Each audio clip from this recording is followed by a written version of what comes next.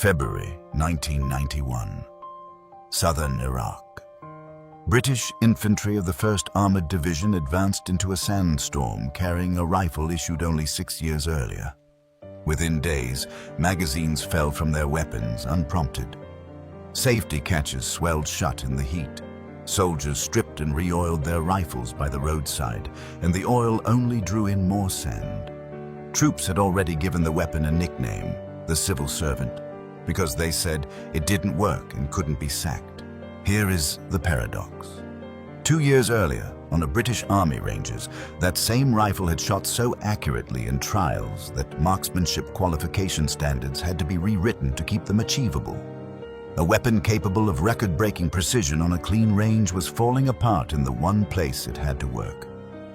After the war, the Ministry of Defense commissioned an internal inquiry, the Lancet Report, which catalogued more than 50 design faults.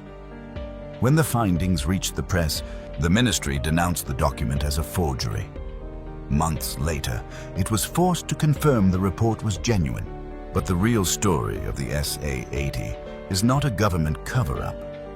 It is the story of a 200-year-old Royal Arms Works, the last of its kind, that lost the trained hands it needed to catch its own mistakes, years before a single soldier ever pulled the trigger.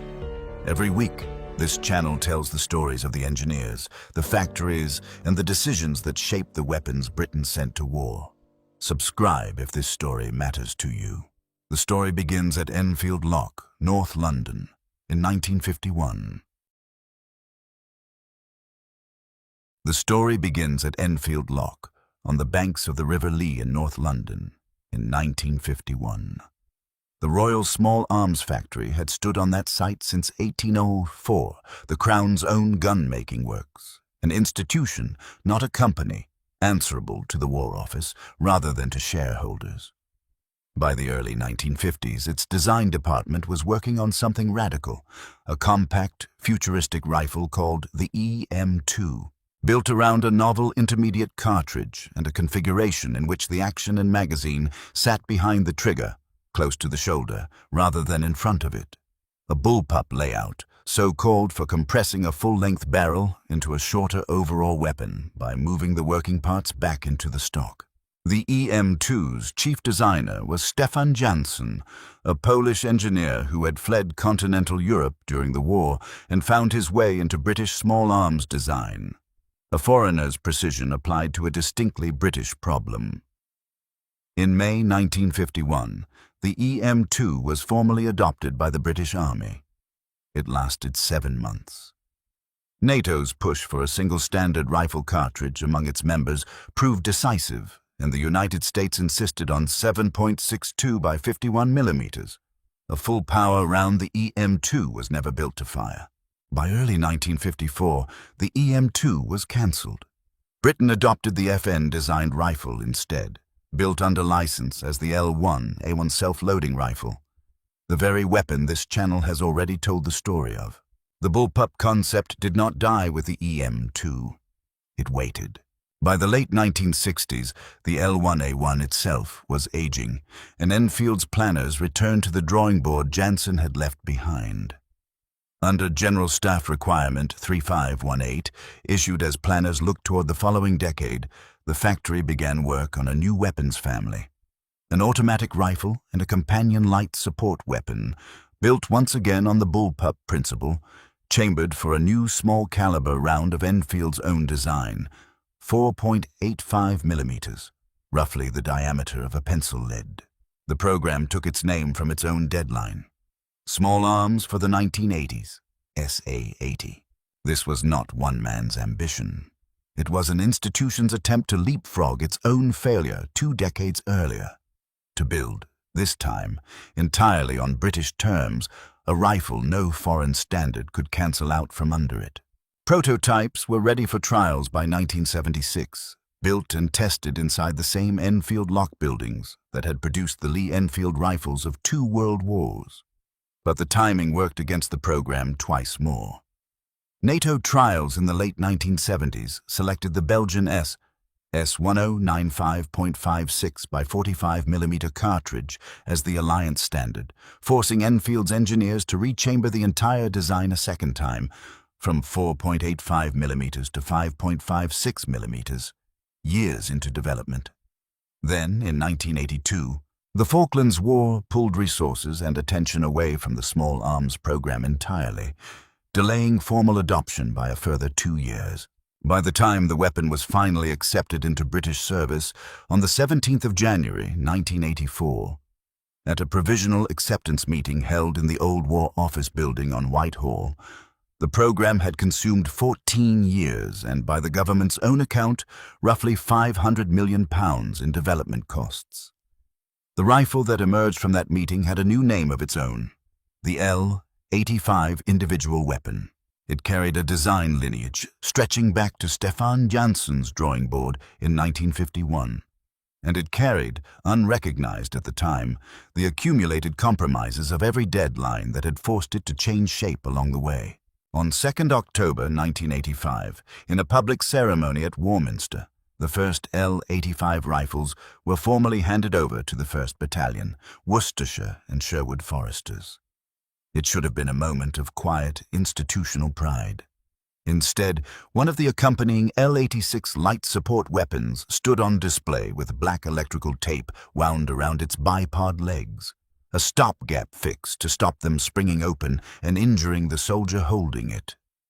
And in his remarks that day, the government minister, Lord Trefgarne, told the assembled press that the weapon system now entering service had cost the taxpayer £500 million over the previous 14 years. The ceremony that was meant to close the story of the SA80's development instead opened, in public, with the first 2 cracks in its reputation. The rifle itself was, on paper, a genuine technical achievement. The L85 was a bullpup, its bolt, gas system and magazine positioned behind the trigger rather than in front of it, which let a full-length 5.56 by 45mm NATO rifle barrel fit into a weapon little more than 78 centimeters long, roughly the length of a standard golf club. It was gas-operated, a small amount of propellant gas, tapped from the barrel after firing, driven backward through a piston to cycle the action and load the next round automatically, so the soldier did not need to work a bolt by hand between shots. Its bolt rotated and locked into the barrel extension with 7 steel lugs on firing, sealing the breech against the explosive pressure of each cartridge before it could escape backward toward the shooter's face. Fitted as standard with the SUSAT optical sight, a fixed 4-power telescope built into the carrying handle, rather than the plain iron sights British soldiers had used for a century. The L85 shot with a precision Enfield had not achieved before. On army ranges, it grouped so tightly that marksmanship qualification standards had to be redrawn, because too many soldiers were suddenly shooting possible scores under the old ones. There was no price tag in the ordinary commercial sense, and no competing dealer catalogue. The go-to-market was the British state itself, a single-source Ministry of Defence contract negotiated not against rival gunmakers, but against the government's own General Staff requirement, GSR 3518, the specification document the rifle had been built to satisfy since the late 1960s. The ministry ordered roughly 320,000 rifles outright, with RSAF. Enfield awarded initial production of the first 175,000 units in June 1985. There was no patent moat to defend, because there was no market to defend it in.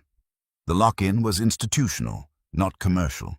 Once the ministry had committed £500 million and 14 years to a British-designed, British-built replacement for the L1A1, there was no political appetite to walk away and buy from a foreign supplier instead. The commitment itself became the moat, and in time, the trap. The early customer list was not civilian dealers or export agents. It was the British Armed Forces themselves, unit by unit, on a fixed rollout schedule. The regular army, the Royal Marines, and the RAF regiment converting by 1987, the remaining regular army by 1990, the Royal Air Force by 1991, the Territorial Army through 1991 to 1993, and the Royal Navy, last of all, by 1993. Every regiment, every corps, every reservist unit in the British military was, by government decree, going to carry this weapon, whether the weapon was ready for them or not. The first warning arrived within months of that Warminster ceremony, and it arrived from an unlikely source. In 1985, the German firm Heckler Koch was subcontracted for minor training ammunition work and sent 2 production rifles to carry it out. Testing the weapons, German engineers found that the SA80, if dropped, could discharge on its own, a rifle already accepted into British service a year earlier, failing a basic safety standard that any established arms manufacturer would have caught in prototype. Separately, engineers at the British firm Sterling, makers of the submachine gun the SA80 was meant to replace, examined an early production rifle and recognized the bolt carrier, and firing pin as near-direct copies of the American Armalite AR-18, a commercial design Enfield had never formally licensed or consulted on. Sterling was never once contacted by Enfield's design team for guidance. The company that had spent 2 decades refining the AR-18's mechanism inside Britain's own borders was simply never asked. The patent in this story was not the moat. The moat was supposed to be Enfield's 2 centuries of institutional expertise. By 1985, that moat already had a crack in it, and almost no one outside 2 subcontractors' workshops yet knew it was there. By 1987, the L85 was no longer a single battalion's experiment. It was becoming the standard weapon of the entire British military establishment, unit after unit, converting on schedule under the ministry's rollout plan. The 1st Battalion, Worcestershire and Sherwood Foresters, first to carry it in public. The Royal Marines, whose commando units took delivery through 1987 alongside the regular army. The RAF Regiment, Britain's own ground-fighting airmen converting in the same window. The Royal Green Jackets and the armoured infantry of the British Army of the Rhine, stationed against the Warsaw Pact along West Germany's inner border, next in line. The Territorial Army, Britain's part-time soldiers, scheduled to receive theirs by 1993. The Royal Navy, whose boarding parties and ship's guards came last of all, also by 1993. For the first time in a generation, every corner of the British Armed Forces, regular and reserve, land, sea, and air, was standardizing on a single rifle designed and built on British soil. Production scaled to match. RSAF. Enfield had been awarded the first 175,000 units in 1985, but the factory's own days were numbered. In 1988, in a decision tied to the privatization of Britain's state arms industry, manufacture of the L85 and L86 was transferred wholesale to a new facility in Nottingham, owned by Royal Ordnance. Itself acquired that same year by the aerospace conglomerate, British Aerospace. The move was framed publicly as modernization, newer machine tools, a purpose-built production line, greater output.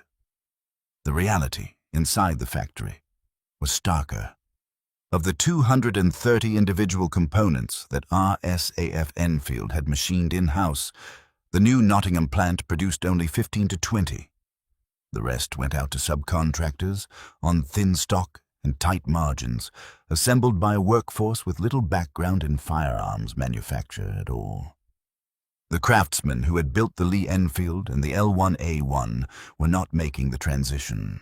They were being replaced by line workers hired to assemble parts, not to understand the weapon they were assembling. By the time production ended in 1994, the Nottingham line had turned out roughly 323,920 rifles and light support weapons in total, the largest single small arms order the British state had placed since the Second World War. On paper, it was scale on an extraordinary level. In practice, the factory that reached that number had less institutional knowledge of how to build a rifle than the one it replaced. Then came the war that would define the weapon's reputation for the next 15 years. In August 1990, Iraqi forces invaded Kuwait. Within weeks, Britain committed the first armored division to the American-led coalition under Operation Granby, the first sustained British ground deployment since the Falklands, and the first time the L-85, 5 years into service, would be tested at scale in a real desert campaign rather than a controlled trial. There was no time to retool the weapon. There was only time to issue it and to patch what could be patched in theater. What could not be patched was the desert itself. The L-85's mechanism, like most gas-operated rifles, needed regular lubrication to cycle reliably. Oil applied to metal surfaces to reduce friction as the bolt slid back and forth under each shot. In the fine, wind-blown sand of southern Iraq, that same oil became a magnet for grit, drawing abrasive particles directly into the moving parts it was meant to protect. Magazines worked loose from their catches and fell away unprompted. Safety plungers, molded from a cheap injected plastic never tested against sustained desert heat, swelled and jammed weapons unsafe when soldiers needed them live.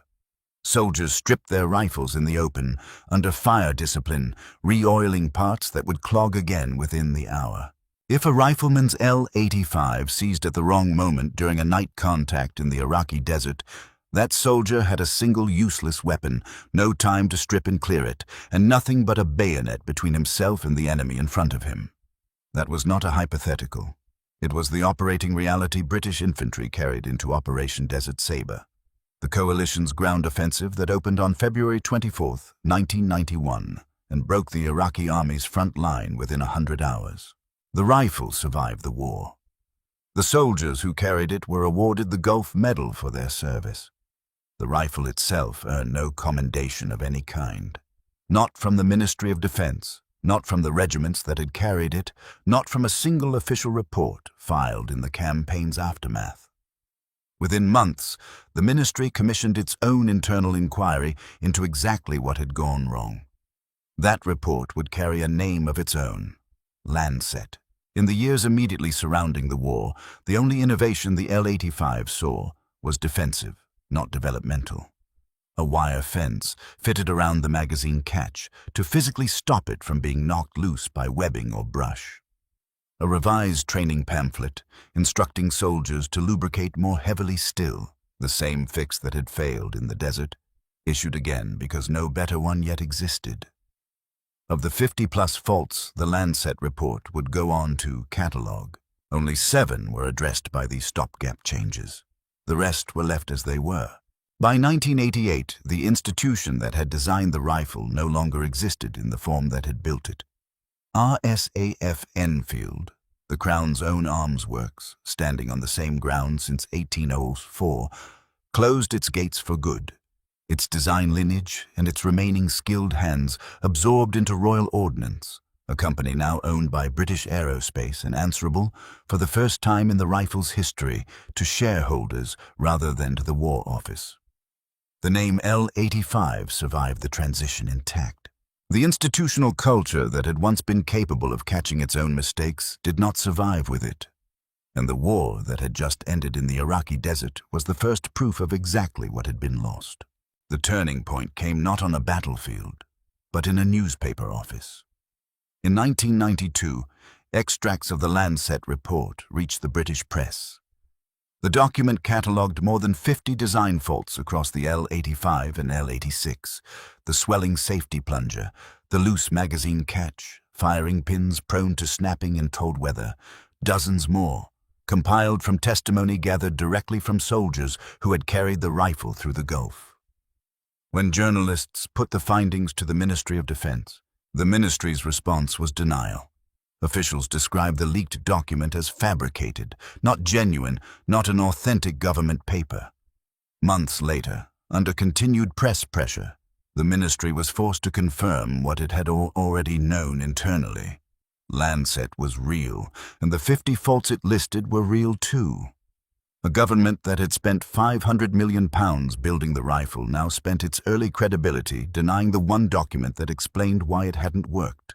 Under pressure, what followed was not investment, it was deferral. No new production tooling was ordered for Nottingham. No redesign program was funded, no civilian or export sales campaign was launched to offset the reputational damage, because there was no civilian market for a state-issue service rifle to offset it in. Year by year, through the early 1990s, the ministry weighed its options and kept choosing the cheapest one. Patch, retrain, reissue the same weapon with the same underlying faults, and hope attrition and familiarity would do what redesign had not. The structural threat, when it finally forced the ministry's hand, arrived from West Africa rather than the Gulf. During Operation Palliser, Britain's 2000 intervention in Sierra Leone, troops in the field found that the L-85's safety plunger, still molded from the same cheap injected plastic identified nearly a decade earlier, swelled in humid tropical conditions exactly as it had swelled in desert heat, potentially locking a rifle unsafe at the moment a soldier most needed it live. The same fault, unaddressed since the Gulf War, had now failed a second British campaign on a second continent. It was, by this point, no longer possible to describe the L-85's problems as teething trouble in a new weapon. The rifle was 15 years old, and it was still breaking in the same predictable ways. The ministry's response, at last, was not another stopgap. In 1997, after years of mounting complaint from every service the rifle had been issued to, the ministry commissioned a full evaluation of the L-85's failures and the options for fixing them. The following year, a contract was awarded to Heckler Koch, the German firm whose engineers had first flagged the rifle's drop safety fault back in 1985, and which was, by 1998, itself owned by the same British aerospace conglomerate that had inherited RSAF Enfield's production line. 200 rifles were delivered to Heckler Koch's German engineers in January 1999 for a comprehensive redesign, addressing the firing pin, the bolt and extractor, the magazine catch, and the charging handle in turn. The modified weapons were then driven through climatic trials across 4 continents. Cold-dry testing at the United States Army's Cold Regions Test Center in Fort Greely, Alaska. Temperate trials at the Small Arms School in Warminster, Wiltshire. Hot-wet testing in Syria, Brunei, and hot-dry trials in Kazma, Kuwait. The same desert conditions, deliberately, that had defeated the rifle in 1991. The trials concluded in the summer of 1999. The final report reached the Minister of State for Defense, Jeff Hoon, that December. Its verdict was unambiguous. Heckler Koch had solved, through the same rigorous testing regime Enfield had never applied to its own design, the problems that had dogged the L-85 for 14 years. There was no bankruptcy filing, no receivership, no factory floor stripped and sold to liquidators. The L-85 belonged to the state, and the state does not go under. But the outcome carried the same weight as one. Roughly 200,000 of the approximately 320,000 rifles the ministry had ordered from British factories were now shipped to Germany. For the fix, British engineering had failed to deliver the first time. The contract, agreed at a cost of roughly £92 million, ran from 2000 to 2002. And the rifles that emerged from it carried a new designation stamped into their receivers, L85A2. The remaining rifles, those never brought up to standard, were quietly withdrawn. RSAF Enfield, the institution where the story had begun in 1951, was not there to see any of it. Its gates had shut in 1988, its buildings sold off, its skilled workforce dispersed years before the German engineers ever opened the crate of 200 broken rifles sent to fix what Enfield itself had failed to catch. The last Enfield-made components left the supply chain years earlier. The design records passed to a company, not an armory. The fix came from Oberndorf am Neckar, not from London. The rifle kept its name. The nation that built it did not fix it. The story did not end with the German engineers in Oberndorf. In 2015, the Ministry of Defense began fielding a further upgrade. Developed jointly with Heckler Koch and first announced the following year, the L85-3. It brought a stronger, lighter handguard, a full-length Picatinny rail for modern optics, and a fresh generation of small refinements to a mechanism that had, by then, been fighting to prove itself for 3 decades. Fitted with the A3 package, the rifle equipped British troops in Afghanistan and remains standard issue today. Under a ministry program named Project Greyburn, the Army has signaled its intention to begin replacing the SA80 family only from around 2030 onward, meaning the rifle born from a cancelled 1951 prototype may end up serving British soldiers for close to half a century. The resurrection was real. It simply took Germany to deliver it. There is no thriving collector's market for the L85 in the way there is for a Colt revolver or a Winchester lever action. It was never sold to the public, and deactivated examples move only rarely through auction houses such as Rock Island or in the hands of registered militaria specialists when surplus or ceremonial models are released. The rifle's true archive lives instead in institutions. The Royal Armouries Museum in Leeds, which now holds the Pattern Room collection once kept at Enfield itself, a master set of every weapon the factory ever built, evacuated from Nottingham after that plant too eventually closed, and the Imperial War Museum, which preserves early L85-1 examples alongside the very Gulf War history that first exposed the rifle's faults. There is a narrow, specific reason the early L85-A1, despite everything, still matters to serious students of small arms design. It stands as the most complete documented case in modern British military history of a weapon accepted into service without the rigorous climatic and reliability testing that any private manufacturer would have insisted on before a single unit reached a customer.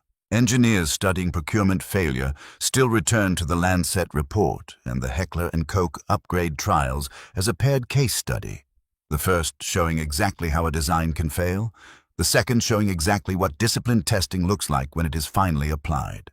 At Enfield Lock itself, the factory is gone in every sense that matters. The site closed its gates in 1988, its machinery auctioned off that November, and through the 1990s, the grounds were redeveloped into a housing estate called Enfield Island Village. The old machine shop frontage survived the bulldozers, preserved and converted into a small museum and community center. Its Napoleonic-era clock tower still standing above streets that now carry the names of families, not machinists.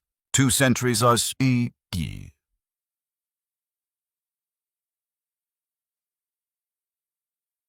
Small arms manufacture.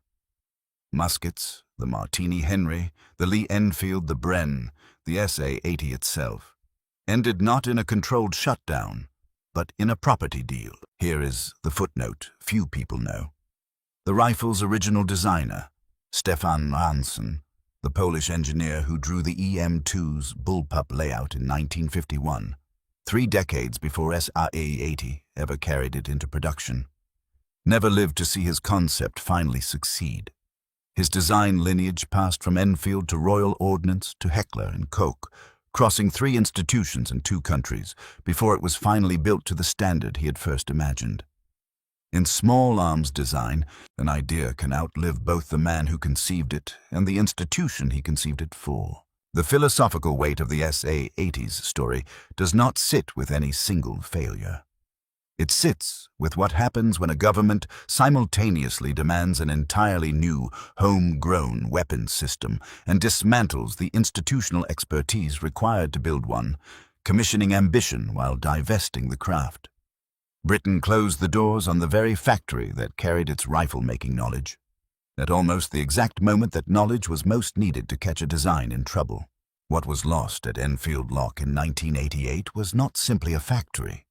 It was 2 centuries of accumulated tolerance, testing instinct, and hands that knew a fault by feel before a report ever confirmed it. And no amount of later German engineering could fully replace what British industry chose that year to let go. Today, in barracks and on ranges across the United Kingdom, the L85A3 still cycles reliably through its magazine. Its receiver still stamped with the same lineage that began on a drawing board at Enfield Lock in 1951. A British idea, cancelled once, revived twice, and finally built right by someone else's hands. This channel has already told the story of the Bren and the SLR that came before it. The SA80's story shows what happens when institutions forget the lessons those earlier rifles were built on. See you in the next one.